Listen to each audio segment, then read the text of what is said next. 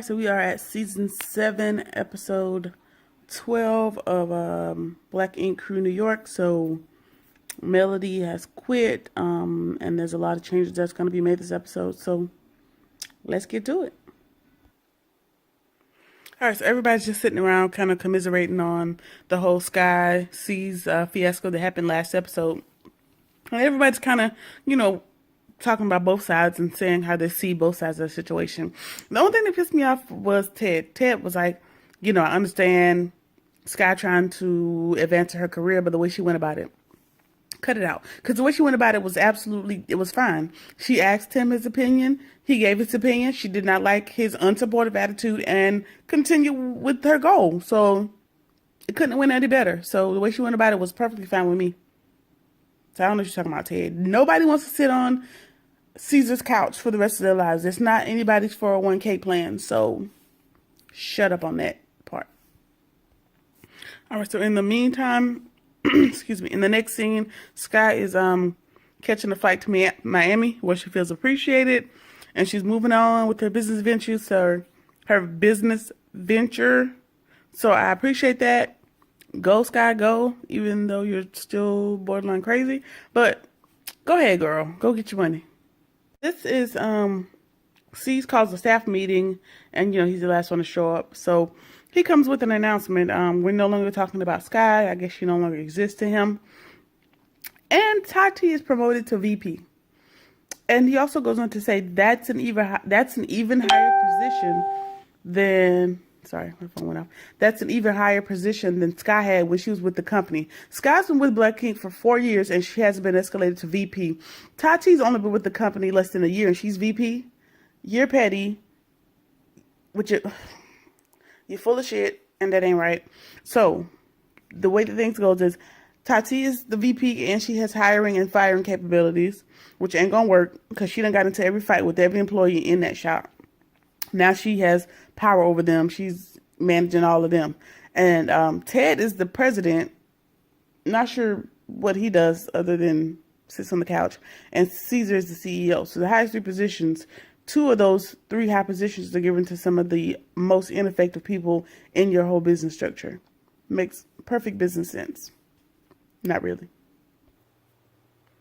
Okay, so 5 seconds after Tati's been promoted to VP, she decides she wants to be a knight in shining armor and campaign for Caesar. That's why I was promoted, because you guys don't listen, blah, blah, blah, and y'all won't even let him finish what he's saying. So, Donna goes to let everybody know how dissatisfied she is that Tati has been made VP, and everybody's just saying, she's been knocking Ted off. Maybe she's been knocking Caesar off too, because there's no other explanation as to why she would be promoted to, sorry, I've been eating strawberries, so you might see seeds in my teeth. Whatever. Why she would have been promoted to VP. So, Donna's expressing herself, and Tati's kind of walking up on Donna, and Donna's like, don't cross that line, and Tati crosses the line. Donna jumps up. Side note, either Tati is very short, or Donna is a fucking Amazon. She was real. She was like a whole foot or 2 taller over Tati. Anyway. So she mushes Tati in the head, and Tati's like, why you always coming for me? So I guess Tati's gonna get beat up yet again, which in this instance, I'm okay with it. The commercial break, and Donna just got done beating a hole in Tati's head, which I'm okay with at this moment. But when she comes back from adjusting her wig in the bathroom, she walks past Caesar, and she kind of like pointed her finger at him. She was like, this is your fault, stupid ass. And he was like, what did you say, bitch? For some reason, he calls every woman on the show a bitch, but he don't keep that same energy with the dudes. Like, the dudes, he be chill with them until it's not time to be cool. Like, real bitch made. Anyway, what did you say, bitch? And then, so basically, they was about to square up. Whatever. Like, he's about to square up with Donna. And he's like, what? I'm not going to hit a girl, but what I will do is beat your boyfriend up. So now he wants to beat Alex up. But because, according to him, I'm about to beat your man up because he didn't get you and tell you to be quiet. So either you tell your bitch to be quiet or I beat you up. Bitch, what? Excuse me. Caesar. You tripping. So he's going on and on and on. I'm the boss, blah, blah, blah, blah, blah. And then security escorts Donna and Alex out. And Alex he's unbothered. He's kind of unfazed. He's not really doing all the whoop-de-whoop, all that big talk that Caesar's doing. So, the security escorts them outside, and Caesar's like, I'm the boss and both of y'all are fired. So Donna's fired yet again this episode. So, yeah. All right, so Caesar's, back there having a hissy fit.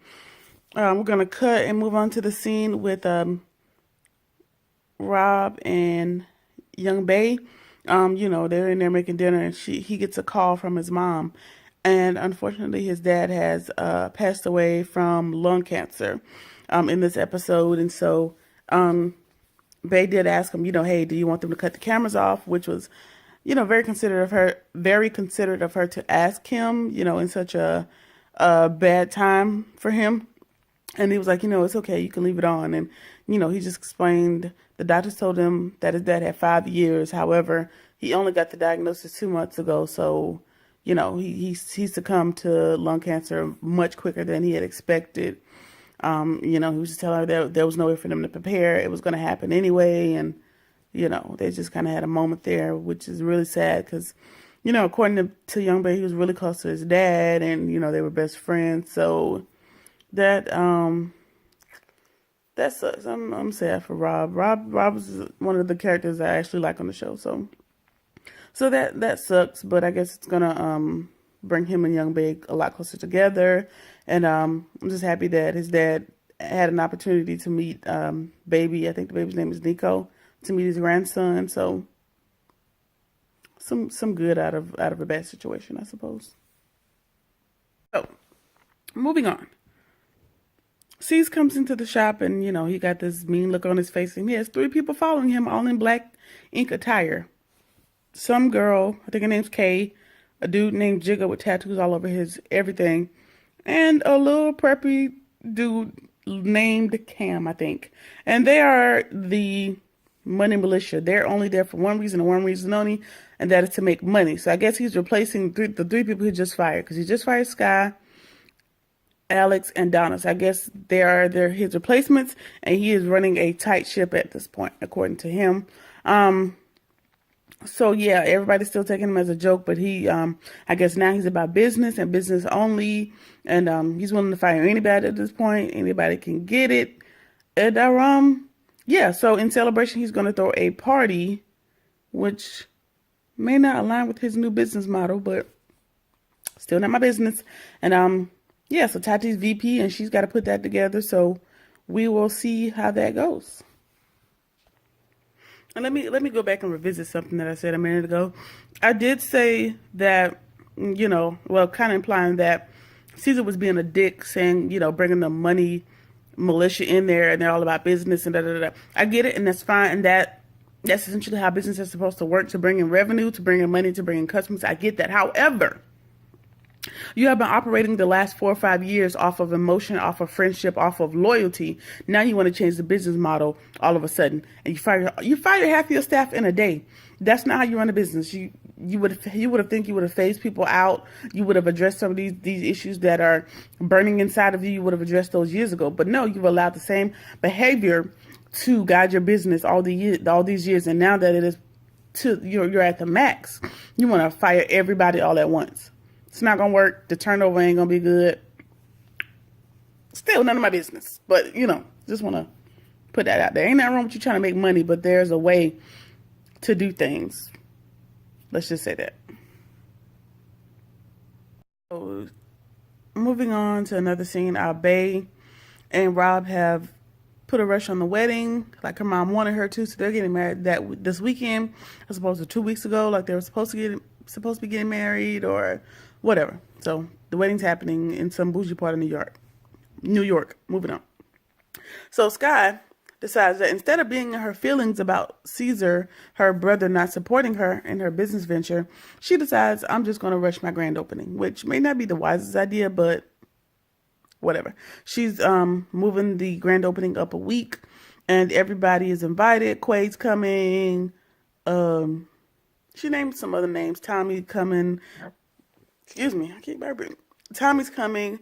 She threw out another couple reality TV names or whatever. And so yeah, that should be interesting. I don't think the grand opening will make it to the show, but good for her. She also made it clear that Blake Inc. is invited.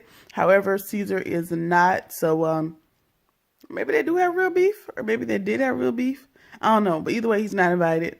So yeah, let's stay tuned and see what this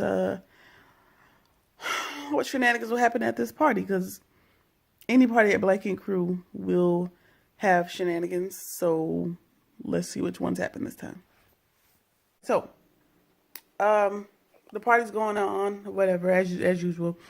And Babe pulls Caesar to the side and asks him to walk her down the aisle because he's a father figure to her. Cease and young Babe don't look that far apart in age, so why you'd consider him to be a father figure, I don't know. And considering every woman he doesn't agree with is bitch this, bitch that, still don't know. So yeah, nothing to say about that. All right, so while the party is going on, two girls come in holding up signs screaming, "Her Little Secret Boutique. Her Little Secrets Boutique."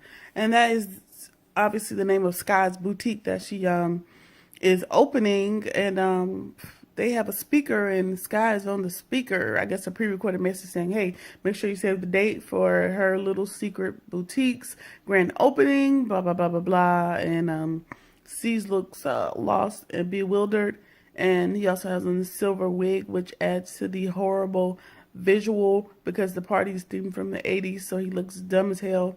But yeah, so Sky has virtually, I guess, crashed the party to promote her grand opening, which smart for marketing, but I guess it's not good for getting their friendship back on track. But who cares at this point? So Caesar just walks up to one of the girls and just, destroys one of the posters and has security escort them out of the building, and that's the end of that. And then Tati commences to gyrating and torculating and percolating on some random dude that was at the party. And everybody's just sitting here thinking like, hey, they're saying to Ted, like, well, what is Tachi doing? Like, who is that? That's not you. Like, what's happening? So I guess she's like dancing up on some other dude while Ted is sitting there, even though they're together or supposed to be together or whatever. And then she commences to, I think they held a cab or Uber or Lyft or one of those other riding scenarios. And they literally left the party. Like, they got in the car and left. So Ted is just standing outside like, well, y'all know what y'all talking about. She ain't leaving him, blah, blah, blah, blah, blah. And he sees him drive off, and poor guy's in his feelings, and just kind of walks away with his head down, and he leaves the party. So